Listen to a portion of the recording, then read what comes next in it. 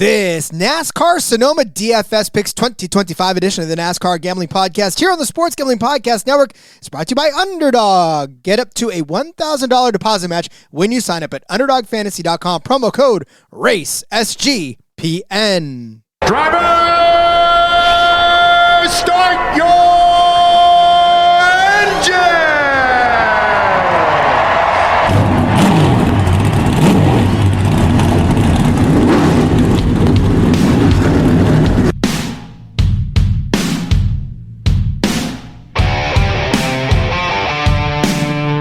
Strap in and pull those belts up tight as the Sports Gambling Podcast Network presents the NASCAR Gambling Podcast. I'm just gonna put my foot on the floor and I'm not lifting till I see God or a checkered flag. My man. With all the news and the best bets for your NASCAR weekend. We want to thank you tonight for these mighty machines that you brought before us. Thank you for the Dodges and the Toyotas. Thank you for the Fords. Lord, I want to thank you for my smoking hot wife tonight, Lisa. In Jesus' name, boogity, boogity, boogity. Now, here are your hosts, Rod Villagomez and Cody Zeeb.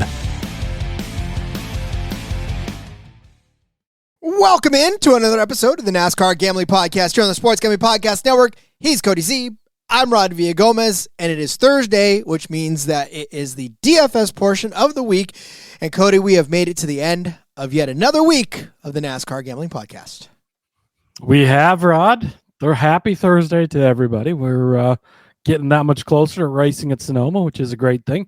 You're, of course, going to be there this weekend, so that's going to be awesome. Can't wait to see see everything through your eyes, Rod. It's going to be really exciting. It will be. And so it's funny because when I watched the intro video, right, obviously a couple of those scenes were taken from Sonoma, and I just think to myself, in a couple of short days, I will be there again to capture all of that footage.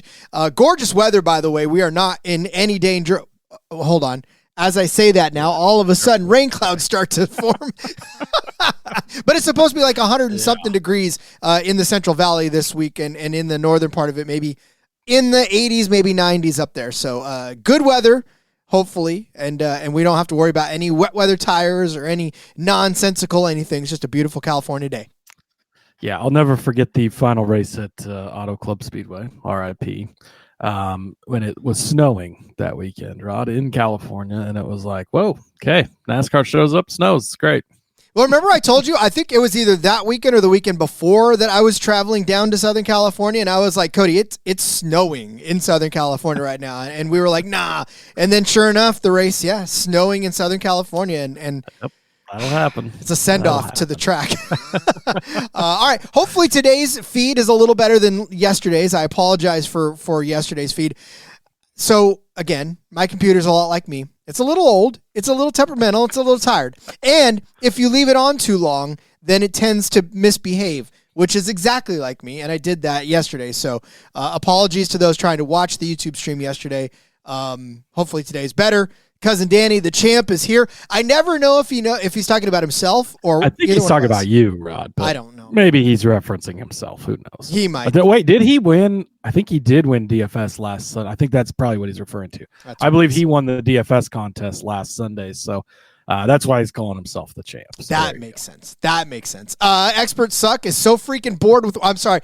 Should we not say that out loud? I don't know if don't say my name. Is so freaking bored with work today and needing the pod to come on. So glad we're here to help you with that. That's good. Mark is checking in as well, Rod. Of course, he's predicting Christopher Bell will win Sonoma, but he's got some Christopher Bell fun facts. Ooh. Christopher Bell is going to make his 200th career Cup Series start at Sonoma Sunday. All right, that's nice.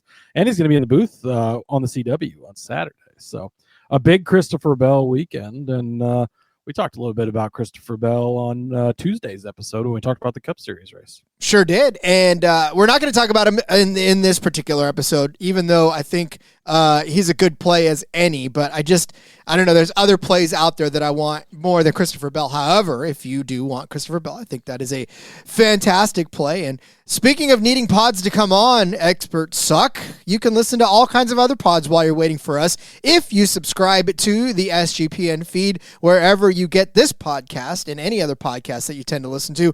There's so much out there for you. there's MLB, there's WNBA, there's soccer, there's horse racing. If it's out there and you can bet on it, chances are the SGPN has a feed for you, or at least a show for you, and you can find it all on the feed to include this show as well.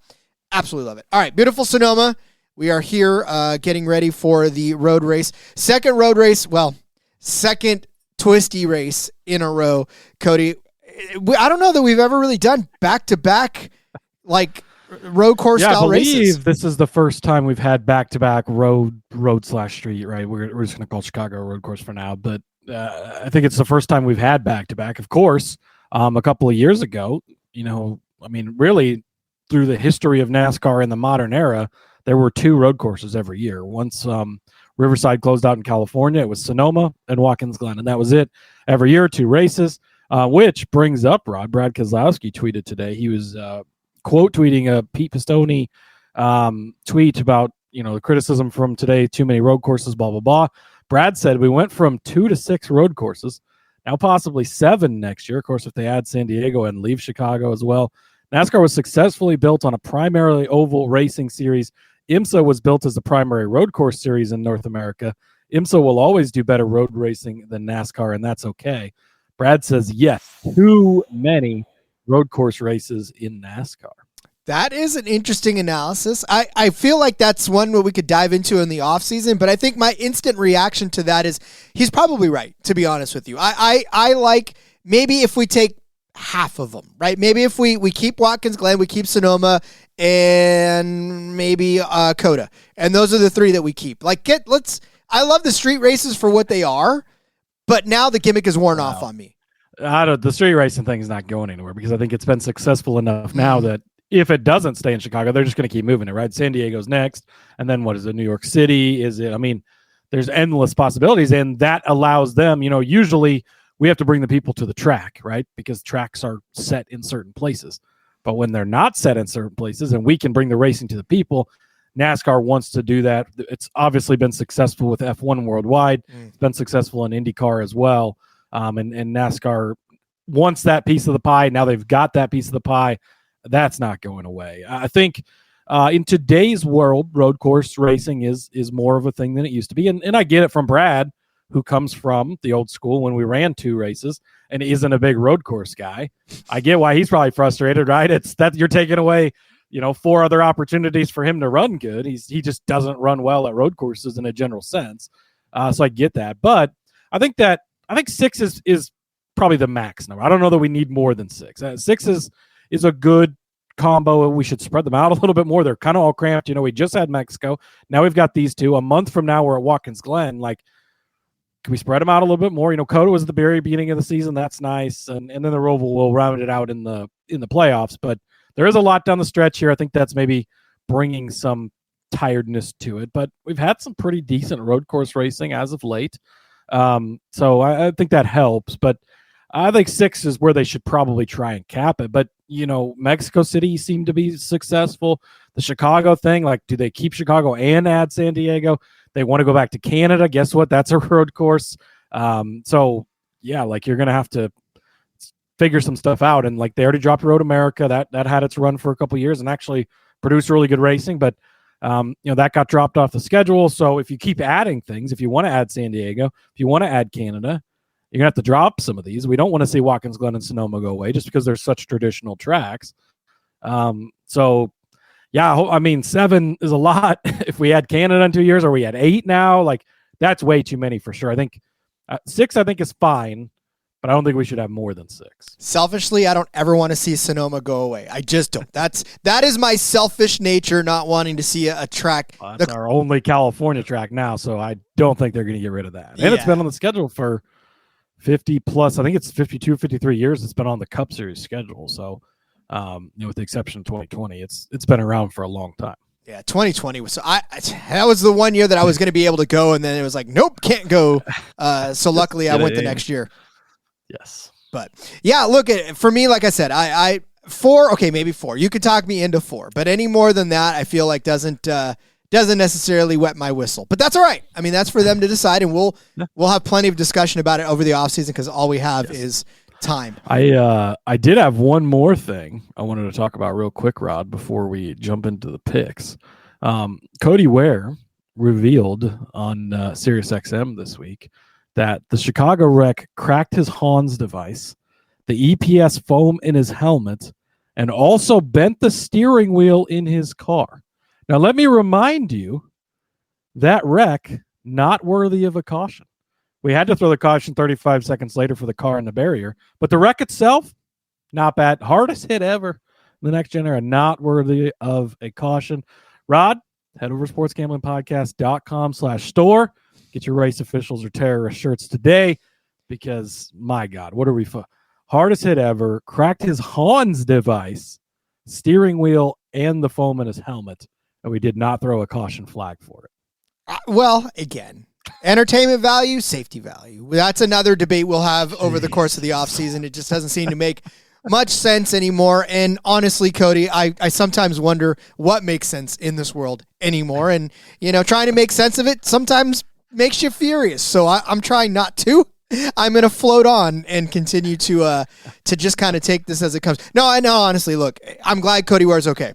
Obviously, we have some fun at his expense being Cody Ware more often than not, but I never, ever, ever, ever, no matter how much I can talk crap about him on this show, want to see a driver injured, hurt, or anything like that because, as much, this is all entertainment value too, and I'm not wishing bodily harm on a person. Yeah, no, absolutely. Safety should always come first, I guess I should say. I was going to say does, but clearly it doesn't. Should always come first. Cousin Danny says they held off on the caution because they wanted to see Cousin Danny win the DFS contest. I agree. So hard to blame them too much there. Yep. Nope. Cousin Danny, you definitely wired them at the right time and said, don't hold, and then let it go. Wait for it. All right, put it out. Go for it. You can do this now. All right. Well, then, speaking of DFS, let's get to our favorite picks from... Actually, today we're going to do both. We're going to do both the Xfinity and the Cup Series because there's only 2 series. And the fact that we don't have any underdog yet to break down, I think it's a perfect time to do both like you did last week, Cody. So we'll continue that trend and keep it going. But before we do any of that, let me tell you about my friends over at Circa.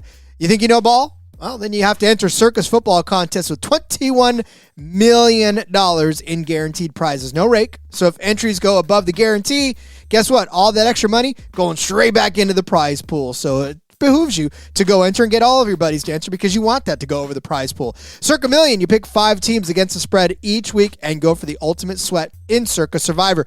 Even a Circa Grandissimo, that's a $100,000 Survivor contest. You got to register in person at Circa Sportsbook in Nevada. And listen, that's just a perfect excuse for you to say, hey, I've got to go to Las Vegas this weekend because I've got to make a great investment on my future. And that's just how we're going to do it. So head over to Vegas, book that trip, get to Circa, and then sign up in Nevada. You can do that and then play from anywhere with the help of SGPN's official proxy. Go to footballcontest.com and use the promo code SGPN to get a $50 off your proxy fees.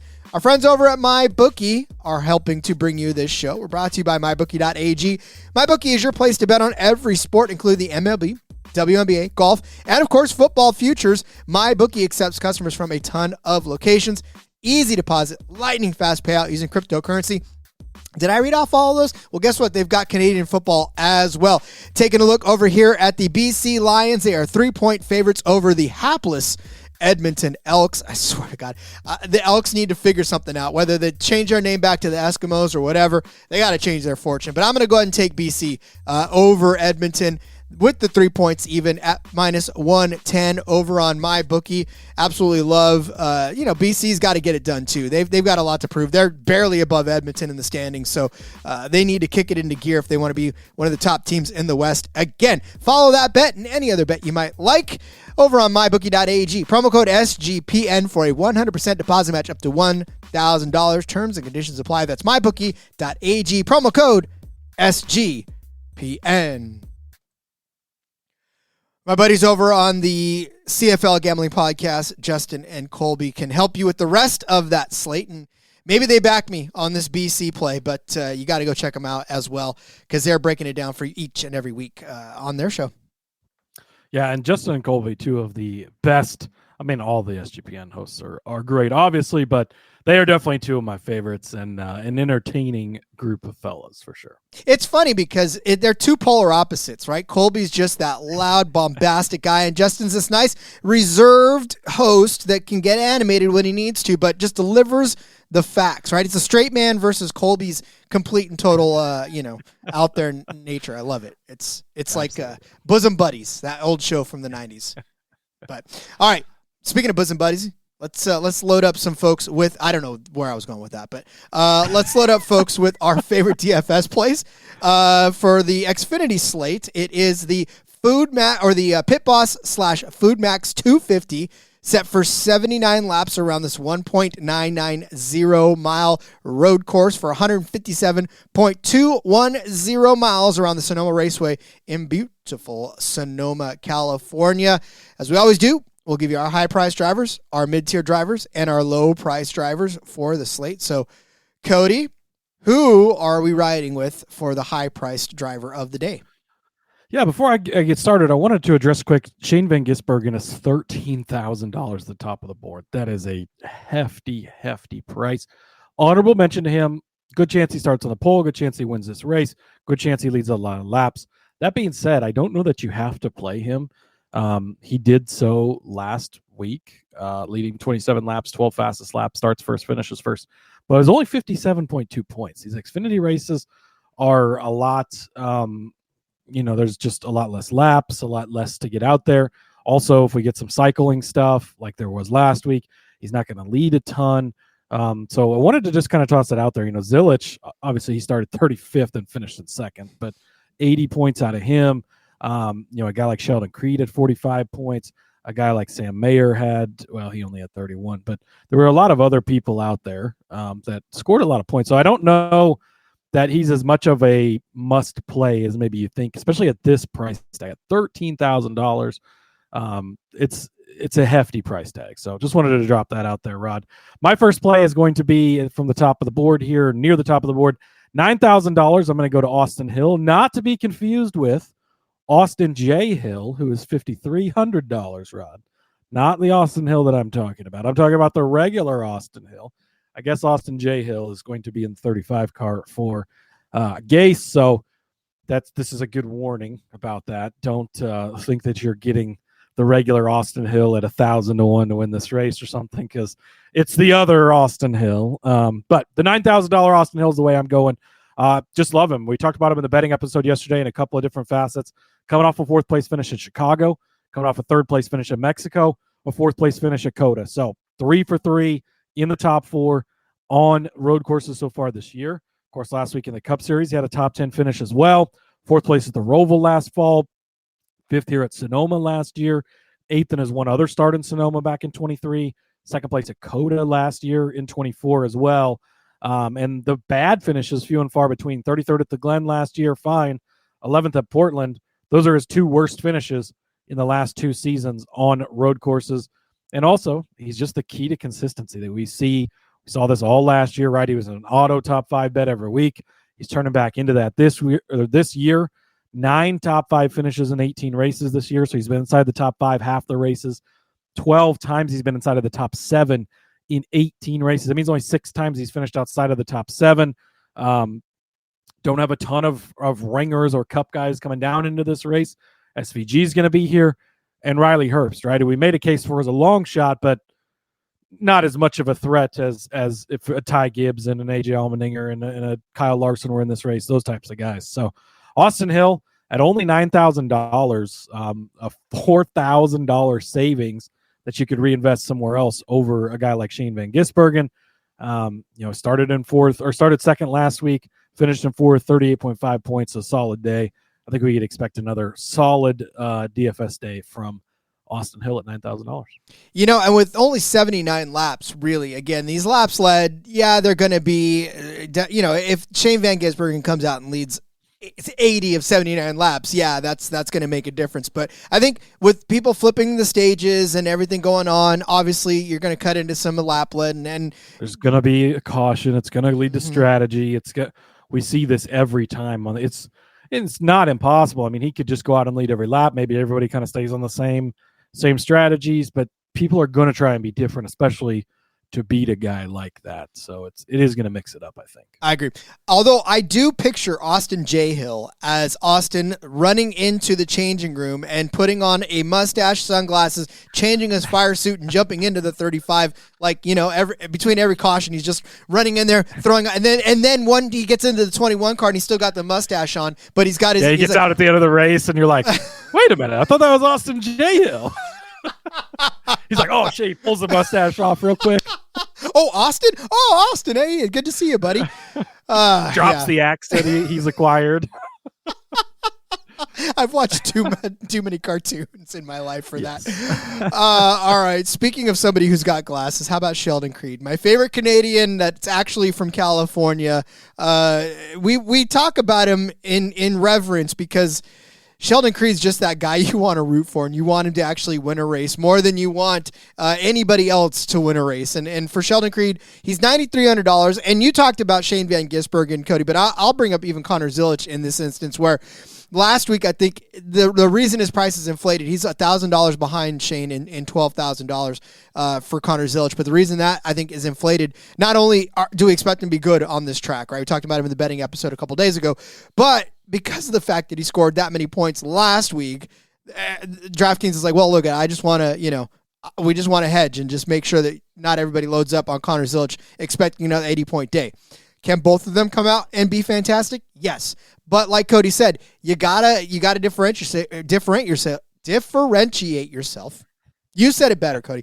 From everybody else playing either one of those guys. So Sheldon Creed at $9,300 offers a nice salary relief for a guy that's going to be decent, right? This year, it hasn't been the Sheldon Creed that we're used to seeing. 12th in Austin earlier in the season. And then in Mexico City, he finished 11th. But last week at Chicago, a nice solid third-place finish, which leads me to believe that quite possibly Sheldon Creed has found his sea legs in this 00 Haas factory car. Now, we know that in that 2 car, he was actually fairly decent at road courses. Not stellar, but we do remember that there's places that he popped up, like Watkins Glen, 2 top 5s in 3 runs there. Sonoma, he has 1 top 5 in 2 starts at the Sonoma Raceway. Remember, they've only been coming here for 2 years now. But overall, road courses, average start of 10th place, average finish of 16th. Doesn't make you feel all warm and fuzzy, but when you look at his performance on this track in particular, it does make you feel all sorts of fuzzy. Well, Sheldon Creed's favorite place to finish, 2nd. That's where he finished last year in this particular race. He started 9th, finished 2nd. And then in the 2023 season, the first year there in that 2 car. In fact, Sheldon was running the 18 car for Joe Gibbs in 2024, believe it or not. He wasn't running his normal 2 car. So in 2023, he ended up running the 2 car and finished 11th after starting 3rd. So a couple of solid finishes for Sheldon Creed on this race track where, again, if you think that his ceiling is going to be 2nd place, then that means that that's a great, great opportunity for you to come in at $9,300 and swoop him up. So I like Sheldon Creed this week, and I'll take him in DFS. Yeah, I don't have too much of an argument with it. Obviously, very good last weekend. We've seen him be a good road course racer over the years, kind of always in the mix. And wins a course, Rod, because he doesn't do that. But he's been a solid guy and could be a great DFS play this week. Yeah, I don't have to expect him to be an outright winner or even try to figure out where he's going to finish. I just want him to finish well. So, Rebel Soul checking in, saying, hello, everyone. Hello, Rebel Soul. Good to see you. All right. Well, then, Cody, let's save some folks some money. Let's go down to our low price, or a mid-tier driver rather, for this slate. Mid-tier driver, Rod, Austin Green, $7,800. How do you not play Austin Green in DFS? He's been a bit of a gold mine. 43 points last week at Chicago. Starts in 17th, finishes in 9th. No laps led, no fastest laps. Doesn't need to be fancy or crazy. Has a big day. Same exact thing at Mexico City a few weeks ago. Starts in 14th, finishes in 7th place. 44 points. Did have a rough outing at Cody to start the season. I don't remember if it was a mechanical issue or a wreck, but got caught up in something. That happens. Same thing kind of at the Roval last year, but other road course races last year. 11th at Watkins Glen, 10th at the Chicago Street Race, 15th at Portland, 7th at Coda, and Roddy started 22nd here last year and finished in 4th place. Austin Green, we've been on him since day one. We have either bet him, we've bet him every single road course since he started last year, since he made his debut at Coda. But we've also played him in DFS just about every single time as well. He continues to pay off. I'd expect another big day out of Austin Green, and it's going to be, man, look at Austin Green and this Jordan Anderson car having another good run on a road course. And yeah, we're not going to be surprised by that because that's what we're starting to expect at this point in time. So Austin Green, great road course racer. When you click on his name, ignore the Las Vegas race, ignore the Richmond race. He's got to figure out the oval part of things still, but he's got the road course stuff figured out. That's all I care about this week. So give me Austin Green at 7,800. And probably somebody that not a lot of people that are just casual players will probably look at, because obviously Austin Green doesn't pop up on your screen every single week. And so a lot of times when people see a name that they're not used to seeing, they're just like, oh, this guy's a back marker, blah, blah, blah. We won't pay attention to him. And then they'll look at the price and go $7,800. No, I didn't want to pay that for a guy that doesn't start every week. Yeah. And that's where you jump in. Like the points average, like it's 22.6. So it's kind of a little bit off-putting because you're like, yeah, okay, he's fine. But at that price tag, but what they're not realizing is super high on the road courses, super low on the ovals. We don't fucking care about the ovals because it doesn't matter this week, right? So, I don't think the casuals will be on him much, but Austin Green, nice weapon to have every time we go to a road course. Indeed. You know who is a weapon? So I talked about the glasses earlier. Now let's go to the mustache side of this, and that's Dean Thompson. Austin J. Hill? Austin J. Hill? No, not that one. Not the sunglasses. And no, this is just a straight up mustache. If you look at his picture on DraftKings, he's got a glorious mustache, does Dean Thompson. Racing in that 26 Sam Hunt car, $6,800 for him. There are drivers that grace the top 10 of the fantasy points per race list that you expect to see up there, right? You expect to see the guys like, SVG especially because he's there, but Riley Herbst, Allgaier, Love, Zilich, Mayer, Burton, Austin Hill, Jeb Burton, Brandon Poole, right? And then right below that, and if you take out Shane van Gisbergen, which you should because he doesn't race all the time, Dean Thompson, the 10th highest fantasy points per race average this season, quietly being a man that you can count on every single week for decent fantasy production. 31.2 fantasy points per race overall this year. And honestly, Cody, it just, to me, like last week, he got you 48 points, right? He got you 48 points at Chicago, which is fantastic. The week before that, he got you 52 points at the Focused Health 250, finishing 11th place. So a huge point day there. And look, quietly, like I said, Dean Thompson has just been putting together a fairly decent week. In Austin, 30th place start, 18th place finish. That is a pretty damn good DFS day. Mexico City, 26th place start, 12th place finish, right? In Chicago, 33rd place start, 14th place finish. He hasn't made a start here in Sonoma yet, but to me, when you're looking at a guy whose road course average start is 28th and average finish is 15th, okay, that's 2 starts, but still, that's pretty damn good in 2 starts to be able to pull yourself into the top 15 on average on road course races when you're not necessarily in the elite equipment. But like I said, a guy who's 10th place in fantasy points per race has done very well for himself on road courses, and he's $6,800. This could be your cheat code because then you could fit guys like SVG or Connor Zilich in this and really rely on Dean Thompson for the bulk of what your points could be if you miss on either one of those. So I like Dean Thompson, $6,800 for my mid-tier driver. Yeah, Dean Thompson turned it into a pretty solid little racer, Rod. Kind of reminds me of a guy like Riley Herbst where you're kind of hard on him, you shit on him, you're like, God, this guy comes in with all daddy's money and like he's not really doing much. And Thompson has his moments in the truck series, right? But a lot of times he's wadding up trucks and causing wrecks and doing stupid shit. But we've seen him step up into the Xfinity series where there's less squirrels to play with, and he's turned out to have some pretty good runs in lesser equipment. So shout out to Dean Thompson for that, and I do agree with you that he's a good play this week. And it's because I don't think he's ruffled feathers. That's the thing. Like the 26 car comes by, and people are just like, oh, okay, it's Dean. Hi, Dean. And then he passes him, and just everybody waves, hi, Dean, because they don't fear him, right? But he's driving by you, and it's like, well, okay, I'll let you go. All right, there's Dean Thompson. He can go by me. So yeah, let's ride that to a good DFS day, shall we? Yeah, absolutely. I like it. I'm going to do that when I go to the Xfinity race on Saturday. I go, hi, Dean. We need a video of that, Rod. Just like the 26 going by, and Rod's just like, hi, Dean. How's it going? All right. Good race. Deal. You're doing great. Deal. All right, Cody, let's save some people the ultimate amount of money and go to our low-priced drivers for the slate. Yeah, Rod, going back to the well. Don't be hurt after last week. Give me Josh Bilicki, $5,600. If I'm dipping all the way down near the bottom here, saving some money, whether it's to get in an SVG type, whether it's to get in somebody else, I want Josh Bilicki. It didn't turn out well last week. He got you -4 points.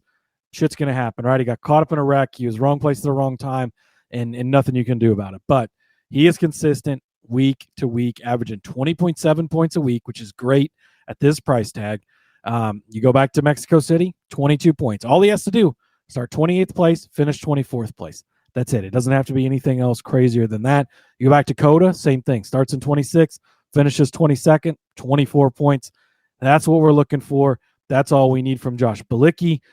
We've talked a lot about Josh Bilicki this year between the DFS pods here, but you go back to last year, 8th place finish at the Roval. That upside he's got there.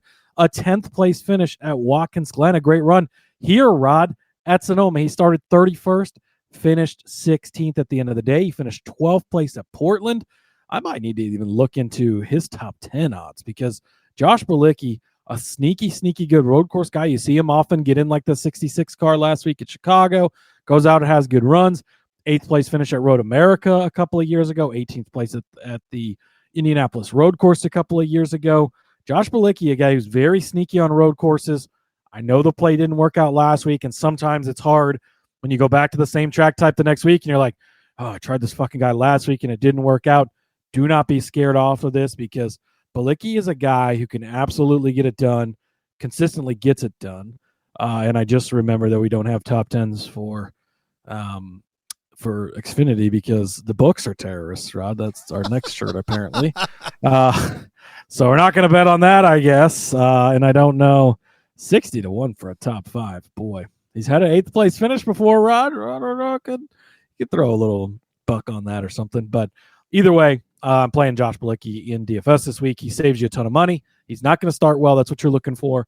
And he's got the upside of finishing pretty good. And more so than the upside of finishing good, he's pretty consistent for the most part. Again, last week, very much an outlier, especially as you look back through his numbers. I mean, that's the only I could see all the way back to all the way back to Daytona, and that's the only race he's got you negative points.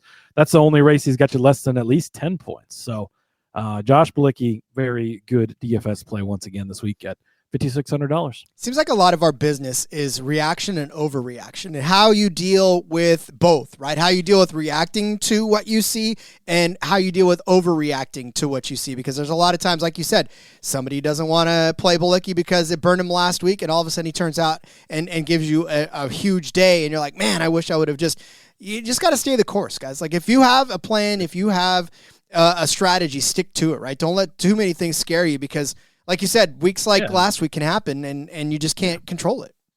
When you look back through it and it's not like, oh, pretty often he does. And sometimes he pops out like he's very consistent, very good at it. There was a bad week in there. Don't overreact to that too much. Now, if it happens again this week, maybe in a few weeks when we go to, I don't remember if Xfinity goes to Watkins Glen or not, but next time we see Xfinity on a road course, like maybe we'll be a little more concerned then. But TK checking in as well, saying too afraid to give that Austin Green top 10.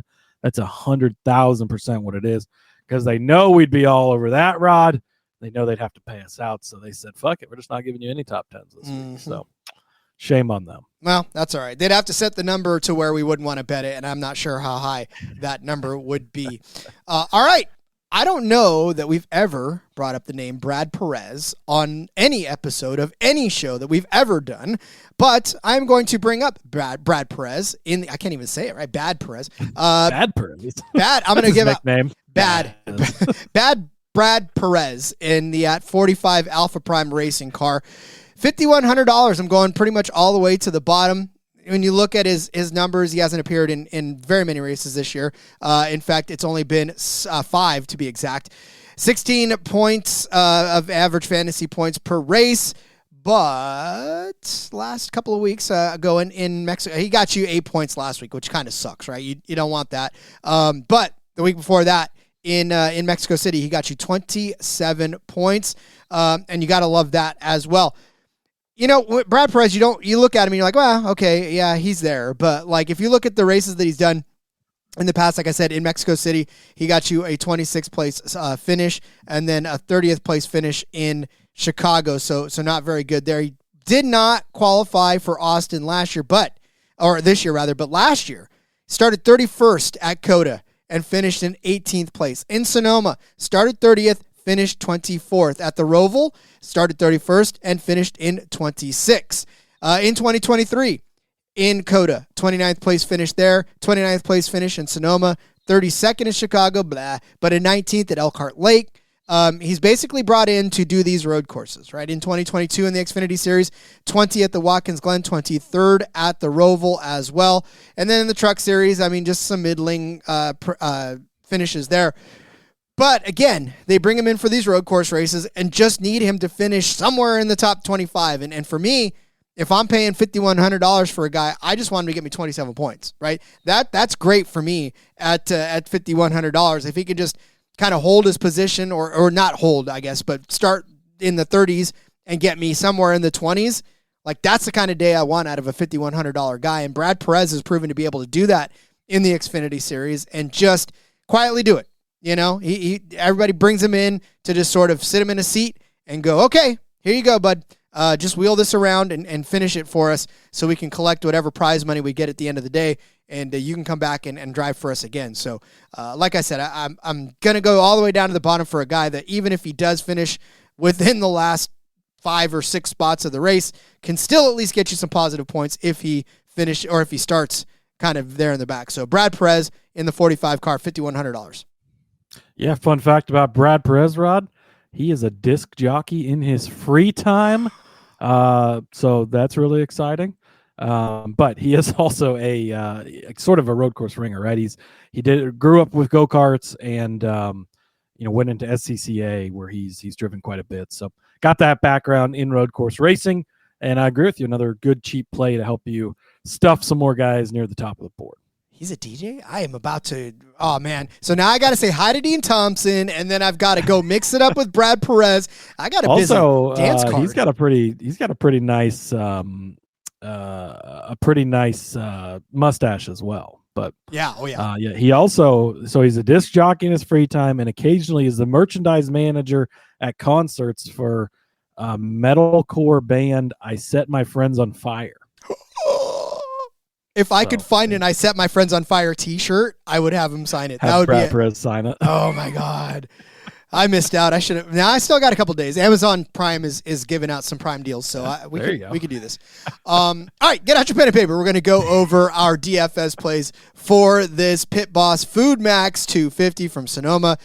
Cody started you out with Austin Hill, not Austin J. Hill, Austin Hill, at $9,000 as his high-priced driver. I said that Sheldon Creed at $9,300 was mine. And then Cody said Austin Green at $7,800 is his mid-tier driver. Dean Thompson with that beautiful mustache at $6,800 is mine. Josh Bilicki at $5,600 is Cody the low-priced driver. And Brad Perez, also with a beautiful mustache and a great, great DJ name, at $5,100 is mine. All right, Cody, it is time to get to the Cup Series picks for DFS. But before we do any of that, I would like to formally tell you about our friends over at Underdog Fantasy. Underdog Best Ball Mania is happening all summer long, giving away $15 million in prizes, including $2 million to first place. There's no waiver wire. There's no arguments about trades, and Best Ball is the best way to play fantasy football. Underdog is also a great place to play Pick'em. Go back to my CFL roots, kids. How about AJ Ouellette? AJ Ouellette of the Saskatchewan Roughriders. They're taking on the Calgary Stampeders. This dude has been on fire, rushing the ball lately. From a just chiseled backup to a guy who everybody loves, AJ Ouellette. 73.5 is his projection for the rushing total.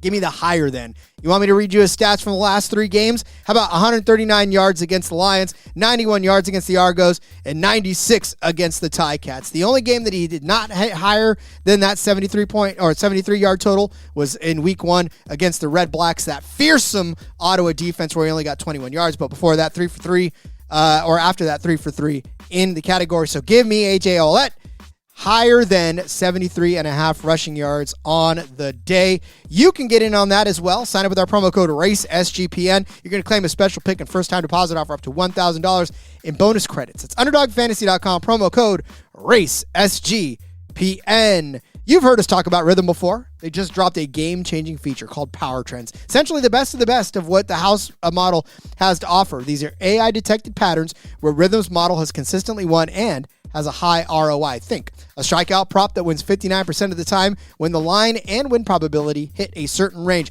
Power Trends are updated daily and exclusive to Rhythm. There's no touts, no noise, just clean data-backed bets. MLB Power Trends, 254 and 147 with a win rate of 63% and an ROI of 4.5% in their past 400 bets. You like WNBA? Their Power Trends are 35 and 20 since the launch. That's 63.64 win rate with a staggering 20.7% ROI.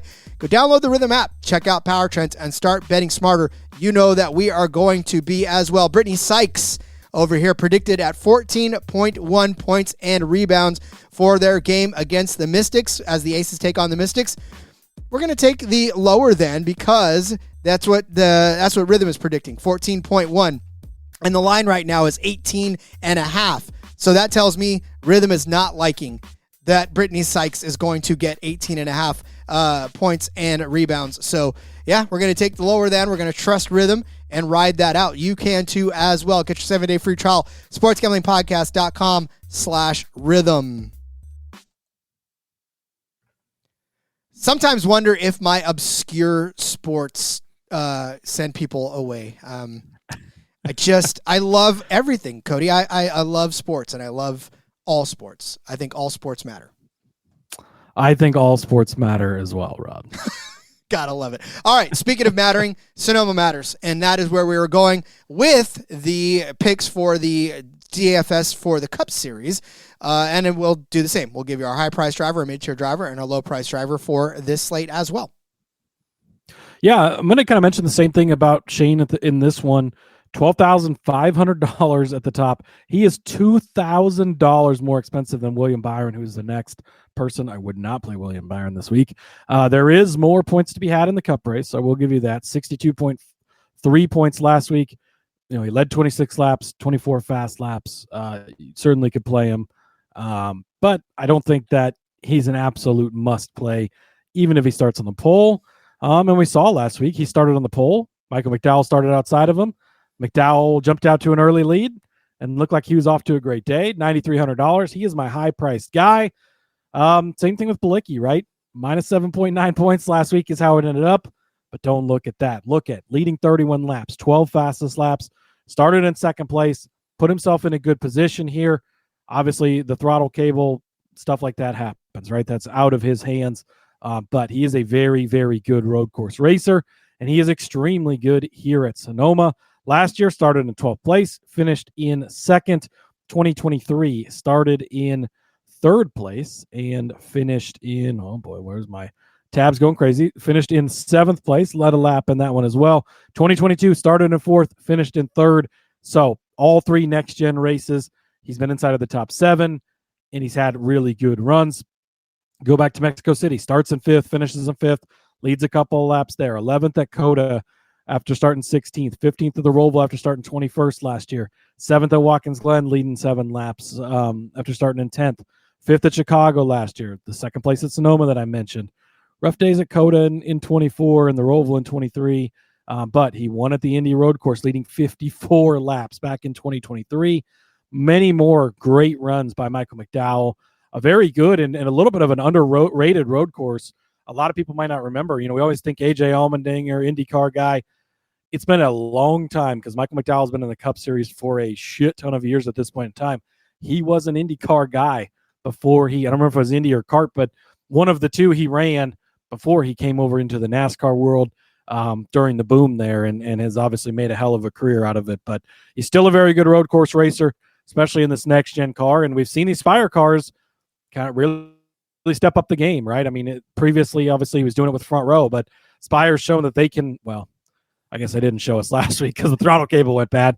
But for the most part, they've shown us they can hang. So give me Michael McDowell as my high-price guy at 9,300. 2/3 of Spire have proven that they can hang. I'll let you decide which 2/3 that is. And, you can go from there. But, yeah. All right, I forgot to set up this race. Sorry, it's 110 laps around this 1.990-mile paved course for 218.900 miles around the beautiful Sonoma Raceway. And, yeah, again, this is just somebody who can be good on road courses. And look, maybe if he does start farther in the back, then you're better off because he can find his way up to the front. Experts suck, saying biggest decision. Go stars and scrubs with SVG or drop SVG and have the ability to get Larson, Reddick, McDowell in the same lineup. Ow. Yeah, and see, I think that either can be successful because there is definitely a way that SVG starts on the pole, that he leads just about every lap other than flipping stages, and he really has a big day. But I think that so many people are going to shove him into the lineup at this price. And as we talked about on the betting episode, I just think this week is not going to be quite as easy as Mexico. It's not going to be quite as easy as Chicago. Still think he's the best. I still think he's the most. It's his to lose is how I'll put it. But I think going different could be the way to do it this week. And there's a pretty solid chance that's how I end up playing it, is trying to get the Larsons, the Reddicks, the McDowells, some of these other guys near the top of the board rather than just shove SVG in there and go all cheap. It'll obviously depend a lot, starting positions and stuff. You ended up with all 400 cars. Well, 2 of the 4 being scored from the back last week. Guys like Denny Hamlin starting really far back and finishing 4th, have great days. So that obviously, affects decisions. If SVG starts last, you have to play him because he's going to end up scoring a lot of points most likely. But I do like the not going stars and scrubs and spreading the love, by saving a little bit of money at the top. I'll tell you this. If you put SVG in right off the jump, your average salary per player remaining is $7,500. So you would have to find a way to make $7,500 stretch between 5 more roster spots, right? And that's difficult.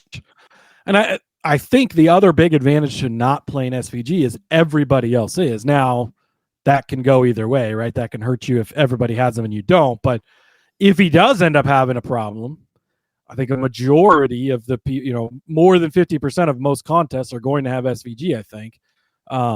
So I think that there could be a pretty big advantage there, especially if something does go wrong.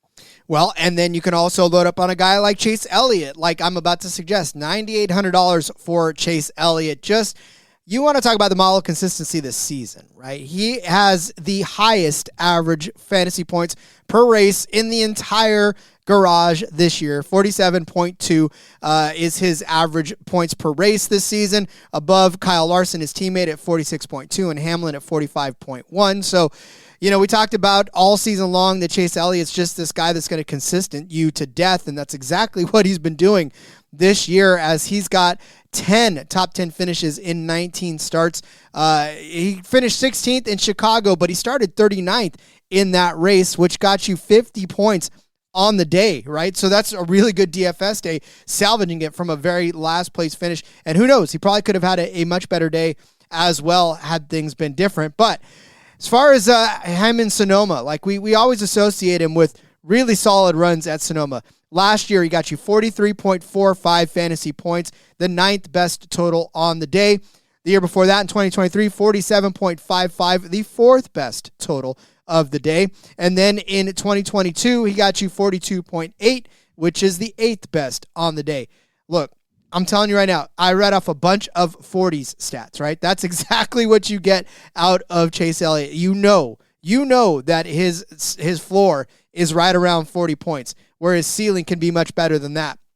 Last year, like I said, he finished 4th place. That year, 2023, he finished 5th place after a 10th place finish. Overall, on this track, 6 top 10 finishes in 8 starts, 4 top 5 finishes in that span as well. He's led laps in the last 5 races on this track, and I'm telling you, it's just Chase Elliott, right? One of those guys is just a plug and play almost every week, but this week in particular, because everybody's going to be chasing after the SVGs of the world, and I think you can differentiate yourself by a Chase Elliott who's got proven success on this track and definitely a solid floor that you can manage and a really good ceiling, which could possibly be a win if he plays his cards right, which has eluded him on this track. Yeah, he's been one of the most consistent drivers everywhere. He's also been one of the most consistent drivers on the road courses. Of course, he has 7 road course wins to his name. Don't forget, all in the pre-next gen era, but he's been extremely good in the next gen era despite not having a win as well, and he can rack up those points. So speaking of guys who can rack up points, Rod, over in the mid-tier section, Chris Buescher, $8,600. I didn't intend for this to be the theme of my picks this week, but another guy that don't let last week throw you off the scent, right? Chris Buescher was going to be a competitor last week, starts 8th place, works his way up to the top 5 quickly, and then they have the problem, right? They have to go change the ECU. He falls way back, but he still, comes back and finishes in 18th place. So it was a fine day for him. But Sonoma, he is really, really good. He has the best average finish in the next gen era. Last year, starts in 26th place, ends up leading 32 laps and finishing in 3rd. That's a hell of a DFS day for you. Back in 2023, starts 7th, finishes in 4th. And in 2022, started 3rd, led 4 laps, finished in 2nd place. We've talked about Chris Buescher time and time again. He is Mr. Consistent on road courses. He is great on them. 16 of 20 starts in the next-gen era on road course/street courses. Top 10 finish for Chris Buescher. He's a guy that just consistently gets it done. We saw a few weeks ago at Mexico. Again, nothing that fancy. Starts in 16th, finishes 10th place, 40.3 points. That's a fine day for you. Don't let last week's mechanical issue. Look, mechanical issues happen. We've seen it plenty of times. We saw it with McDowell last week. Bilicki was in the wrong spot at the wrong time. Those things happen, but it's not a consistent pattern all the time of happening. Buescher should be fine this week, knock on wood, from mechanical issues. And if he is, he has been the best driver, the most consistent driver on this track, despite not having a win yet in the next-gen era with the best average finish constantly in competition here. So give me Chris Buescher at a nice, cool $8,600. You talk and about just to real quick, just to like put these 3 guys, McDowell, Elliott, Buescher, all pretty solid guys. The 2 best average finishers here, by the way, McDowell and Buescher, and you still got an average of $7,400 to spend on your other 3 spots. So there's definitely, experts suck saying decision made, variance is our brand. There's a way to get pretty variant and end up with, again, we'll see what starting positions look like, right? Because that's going to determine some of the plays. But you get some pretty solid guys in here by saving money a little bit. Well, and that's the thing too. Guys like Buescher, like we said, he's quietly doing it. Like he's not out there banging the drum, and he's just sort of quietly doing it. Guys like us obviously talk about him because we're keeping up on it. But when the SVGs of the world and the Allmendingers and the Larsons and the Elliots are all sucking up all of the bandwidth, and guys like Buescher are just kind of, like TK said, not convinced that he's going to have the speed to win. But look, at top 5, top 10 is all you need. Though? I mean, RFK 3 years ago, in the first year of the RFK, coming off of the Roush Fenway years, was a shitty team, and he goes out and has a second place run to Suarez. Ran second literally all day. You don't get DFS points for that, unfortunately, but he was second place to Suarez the majority of the day, right there behind him, and you thought maybe he had chances to win. And RFK has come a long way since then. We've seen plenty of speed out of them lately. 3 or 4 races in a row there, they had all 3 cars in the top 10 or whatever it was. Had some good runs. I don't think speed is an issue at all for Buescher. And I like everybody last week, from what you heard, talk in the garage was like Buescher's a guy that SVG was a bit afraid of, was going to have. I don't think SVG is afraid of many things at Chicago, but Buescher is a guy that he definitely had on his radar, right? And a lot of the teams did as well. And I think that's going to be the case again this week. Sheldon Creed would just kill in second place points. That would be his moneymaker right there. He'd be the all-time goat of second place points. All right, my mid-tier driver, Ross Chastain, Melon Man, $8,400. If you look at Ross Chastain, you go, yeah, but he's not really a road course guy. And, well, kind of not. But guess what? Top drivers at Sonoma since February of 2022, courtesy of our friends over at NASCAR Driver Averages. You got Chris Buescher. Yeah. You get Michael McDowell. Okay. Yeah. You get Chase Elliott. Then you get Ross Chastain. 7.3 average finish. 1 top 5, 3 top 10s in the last 3 races on this track. And then you go, okay, but that's great. That's Sonoma. But that's where we're at, right? But then you look at the road courses since February of 2022. Then there's Ross Chastain kind of tucked right there inside of the top 10 behind guys like Bowman, McDowell, Bell, Reddick, Elliott, SVG, and Chris Buescher. Ross Chastain, average finish of 14.1 in 20 races. You can take Shane van Gisbergen kind of out if you want and move Ross up a spot because Shane's only done it in 9 races. But a win for Ross, 5 top 5s, 10 top 10s in that span in road course races. What does that translate to on Sonoma? In 2024, Ross Chastain got you 45.7 fantasy points, which was the 6th best total on the slate. Again, you like that for a guy that is $8,400. I kind of went a little higher on mine, but only because I know that Chastain's a proven commodity. 40.6 in 2023 rather, which was the 9th highest total on the slate. And then in 2023, 38.35 points for the 10th best on the slate. I mean, Ross Chastain is just one of those guys where you just don't give him a lot of credit for being a road course guy, but he's been able to hang, right? And guess what kind of equipment he's running?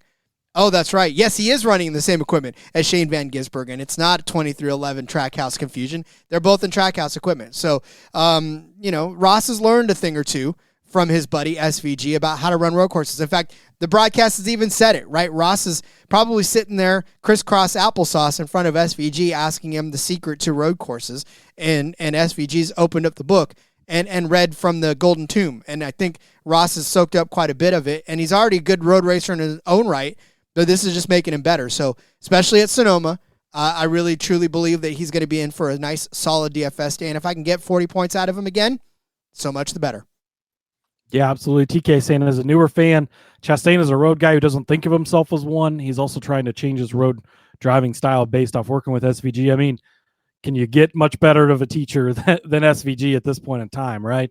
And we know he's capable of it. He cashed a 40-1 a few years ago for us at Coda in a great road course race there. So you got to love that, Rod. I am a man of the people, Rod, as we go to our cheap drivers. You want to work SVG into your lineup at $13,000 or $12,500, I guess, for the Cup Series. You're going to have to save some money. And I'm going to once again endorse for president, our friend and leader, Kathrine Legge, $4,500. Look, she turned out to be a hell of a play last week if you played her at Chicago. Starting 33rd, so she didn't even have to start at the back. 19th place finish by her. Great day. But we've had good runs from her really in every race this year, even Phoenix and Oval that she ran earlier this year. She starts in 37th. And the great thing about her is her car is slow. And that's actually to our advantage because she's going to start last. She started last at Phoenix. She started last in Mexico. She started last of the cars that qualified at Chicago. Now, there were some people who started behind her that didn't run any qualifying laps, but she's paid off each and every time. 19 points at Phoenix, 14 points at Mexico, 38 points last week. Is she going to have another 38-point performance? Probably not. It would take some chaos, but hey, this track has seen its fair share of chaos over the time. But the hope and the thought is she starts last. She's a decent driver, right? They're going to maybe play some strategy, whatever it is. You're going to get some cars that fall out of the race. You're going to get some people that wreck. You're going to get some people that blow up. Whatever the case may be, she's going to beat all of those people.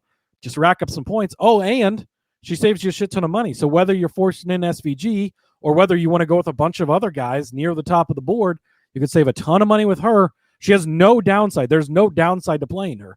Even, if she starts 33rd, if she'd have finished last, she loses you, 4 points or something? I mean, it's not much of anything. She's probably going to start 37th or 36th this week.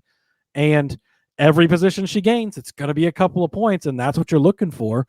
So, yeah, give me Kathrine Legge once again at $4,500.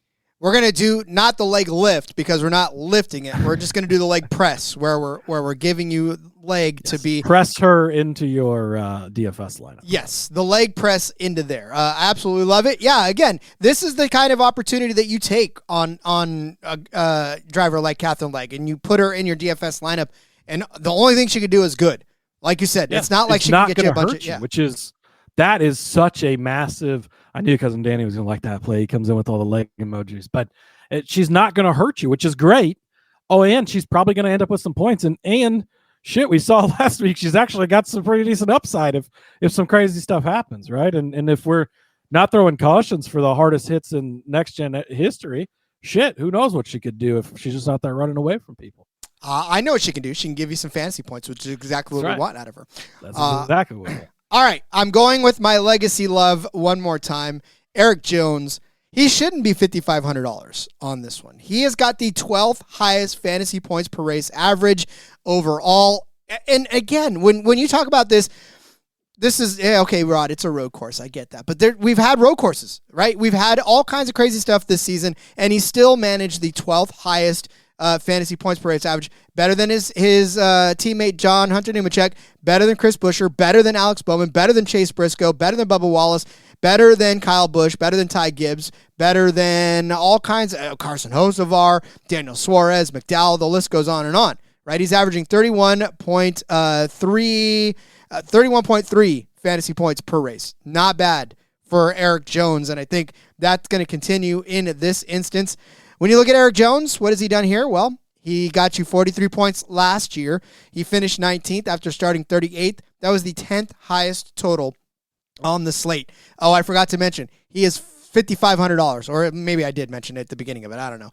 In 2023, he only got you 5 points. That was a tough day, but those days happen. But in 2022, he got you 31 points, which was the 15th best total on the entire slate. Like I said, Erik Jones just going to be one of those guys that is going to consistently give you some pretty decent finishes and enough fantasy points to warrant a spot on your roster, right? He gave you 23 points in Mexico City the other day, 26 in Chicago last week. So those are a couple of good totals there. Got you 20 points in Coda. So, not the greatest of turnouts, but that's still almost four times what you're paying for him at $5,500. That's still pretty damn good for a guy like that. Because when you look at the folks that are underneath them, I mean, obviously, you're going to play Kathrine Legge. That's just the thing. But you got Cody Ware, you got Riley Herbst, you got Ty Dillon, Josh Berry, Ricky Stenhouse, Austin Dillon. Those are the guys all underneath them. And while you could probably make a strong enough case for some of these guys, I feel like none of them would be stronger than Erik Jones. So give me Erik Jones, $5,500 as my low price driver. Yeah, it's been a great season for Erik. Things are really clicking over their legacy. Got a little bit of side action for Erik this week. He's racing his teammate in the bracket challenge. They're going to some of the drivers might say they're not paying attention, although Erik did make comments. I don't remember which podcast he was on. He was on one of the I think he was on DVC this week, but he was like, oh, it's time to wake up and pay attention to this thing. He's one of 8 drivers left for $1 million, right? So they're going to be looking at it and trying to get a little bit of that brings that little bit of an extra edge, right? And I think that could pay off this week for Erik Jones. I think lost in the tournament bracket, right? Because we tend to think of these guys as they probably don't need $1 million. But I mean, how happy are you when somebody just walks up randomly and hands you $10? Right? I mean, that's to me, I guess that's it's just I didn't need this $10, but now I can go buy myself, a couple of yourself, Rod. I need that $10. Well, see, okay, I do too, but there's some people that maybe $10 isn't anything they need. But yeah, it's always appreciated when you get it. So, all right, I love it, and that is going to be our slate for our picks for this slate. And let's go over those. Get out your pen and paper as we go over our DFS plays for this Toyota Save Mart 350 from the Sonoma Raceway. Cody started you out with McDriver, Michael McDowell at $9,300 as his high price driver. I said Chase Elliott, $9,800 was mine. Cody dropped down to Chris Buescher at $8,600 as his mid-tier driver. I said Ross Chastain at $8,400 was mine. We are doing the leg press on the show. $4,500 for Kathrine Legge to be part of your DFS lineup. And then top it off with Erik Jones, $5,500 as my low price driver. And there it is, Cody. Sonoma in the rear view now. There it is, Rod, in the rear view, but still out of your front windshield because you'll be headed there soon. I am excited. Make sure you stay tuned to the YouTube because Rod's going to be having a bunch of stuff this weekend from Sonoma. I also am going to drop, hopefully later this evening or tomorrow, I got a $5 free play in my underdog. They just sent me $5 free play, Rod. So what I do with free plays is I'm going for broke. So I'll be putting together an eight legger on the fantasy projections there trying to maximize that potential payout. So I'll share that over on the YouTube Shorts. So make sure you pay attention to that. Have fun this weekend in Sonoma. Very excited for you. Very excited to see everything through your eyes. Good luck to everybody this week, Rod. And follow me on the X at Husker_Zeeb. In the meantime, we'll see you guys over there. I almost thought you said you were going to come out to Sonoma. I was about to get all. You were like, I'm gonna, and I was like, what? Yeah. That'd be fantastic. That'd be. I wish. I need a few more people to hand me $10, and then. And I also thought that you were going to put Legge in your underdog lineup or your underdog picks. I might. Hey, look, if I'm trying to max it out, the top 10 is the hard part. But you got to throw somebody in there as a top 10, or a better than 10 thing, because it increases their multiplier. You also get the top manufacturer in there, so we could probably get pretty wild. And I think they max out at like 250 times your entry fee or something. So we're going for broke, Rod. Maybe I'll afford a ticket to Sonoma this weekend. Woo, that'd be fantastic. All right, well, yes, follow me on Twitter at RJ Villagomez. Link in about everything I got going on, whether it's here. Make sure you're checking out Seth and Elliott tonight, or if it's tomorrow on Friday, go back and check it out on YouTube, on the In Between Media YouTube. They're breaking down Sonoma for you. I'm going to have all kinds of coverage from the race as well. I cannot wait. This is one day closer. So, yeah, follow me there and check it all out. We'll see you guys next week for our post-Sonoma wrap-up and more racing breaking down here from the NASCAR Gambling Podcast. Love you all. We'll see you guys next week. And until then, let's go racing and let it ride.